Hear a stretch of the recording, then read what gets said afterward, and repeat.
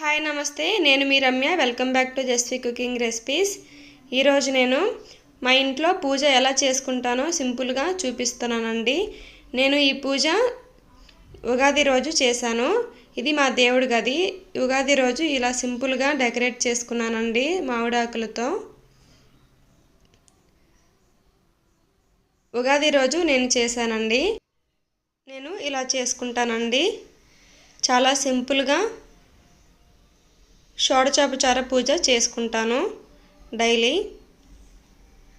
మనం షోడశోపచార పూజ అయినా లేదంటే పంచోపచార పూజ అయినా సరే చేసుకోవాలండి. మంత్రం లేకుండా పూజ చేయకూడదు. ఇప్పుడు పూజ స్టార్ట్ చేద్దాం. ఇలా నేను ముందుగానే కావలసినవన్నీ రెడీ చేసి పెట్టుకుంటానండి. ప్రసాదాలు, పువ్వులు, దేవుడి సామాను, కొబ్బరికాయ ఉంటే కొట్టచ్చు, లేదంటే లేదు. నేను ఉగాది రోజు చేసిన పూజ చూపిస్తున్నాను.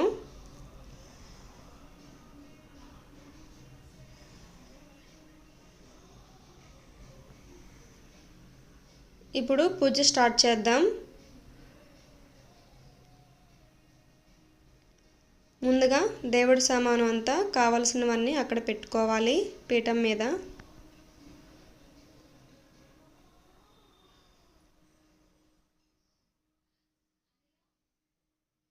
ఫోటోలు ఎక్కువగా ఉండవండి మా ఇంట్లో.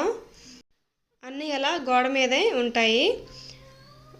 ఎక్కువగా ఉండకూడదంటండి. ఏదైనా సరే ఒక ఫోటోనే ఉండాలంట. ఒకే రకం ఫోటోలు 2 ఉండకూడదంట. అందుకనే ఇలా అప్పుడప్పుడు మనం వరలక్ష్మి వ్రతానికి, దసరాకి, ఇలా సత్యనారాయణ స్వామి వ్రతం, త్రిమూర్తుల వ్రతం ఇలా చేసుకుంటాం కదా, అవి మాత్రమే ఫోటోలు వేరేగా ఉంటాయి.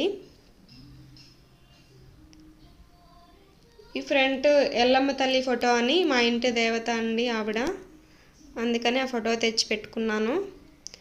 ముందుగా ఇలా ప్రమిదలు పెట్టుకొని ఆయిల్ వేసుకొని ఒత్తులు వేసుకొని నానబెట్టుకోవాలి. ఒత్తులు నూనెలో బాగా నానితే బాగా వెలుగుతాయండి.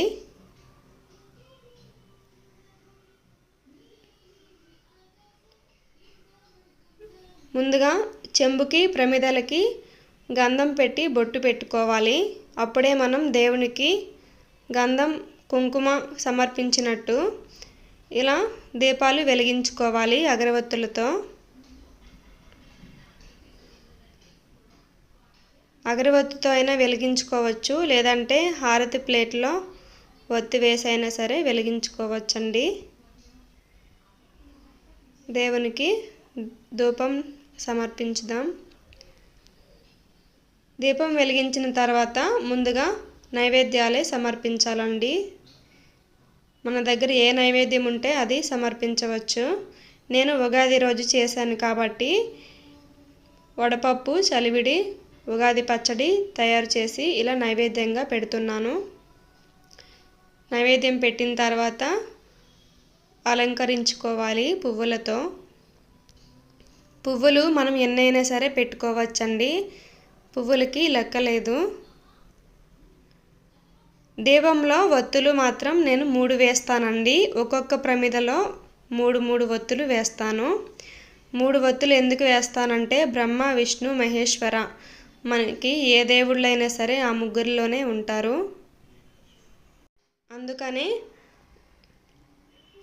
ఆ పేరు మీద అలా 3 ఒత్తులు వేసి పెడతాము. ఇంకొక ప్రమిద ఎందుకు పెడతామంటే ఏ పూజ చేసినా ముందుగా మనం విఘ్నేశ్వరునికి దీపం పెట్టాలి కదండి, అందుకని 2 ప్రమిదలు.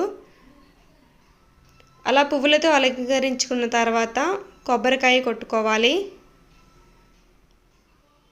చివరిగా హారతి వెలిగించుకొని హారతి ఇవ్వాలి. ఇలా 3 సార్లు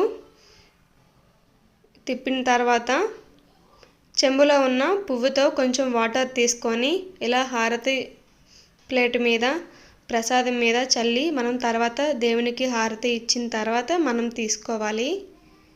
అంతేనండి, రెడీ అయిపోయింది పూజ. Please to subscribe.